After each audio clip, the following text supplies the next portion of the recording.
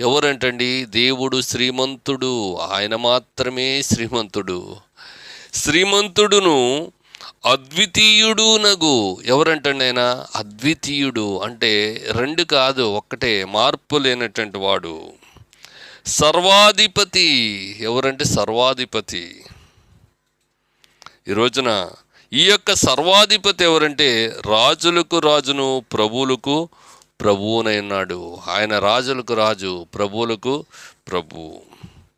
ఈయన ఎక్కడుంటారు? సమీపింపరాని తేజస్సులో ఆయన మాత్రమే వసించుచు అమరత్వము కలిగినటువంటి వాడు. అమరత్వము కలిగినటువంటి వాడు. అందుకనే అమరీష్ అని పేరు పెట్టుకుంటారు, అమరయ్య అని పేరు పెట్టుకుంటారు, అమరమ్మ అని పేరు పెట్టుకుంటారు. ఎందుకంటే ఎప్పుడూ కూడా ఉండాలి, మరణం లేకుండా ఉండాలని. మనుషుల్లో ఎవడునూ ఆయనను చూడలేదు, ఎవడునూ చూడనేరడు.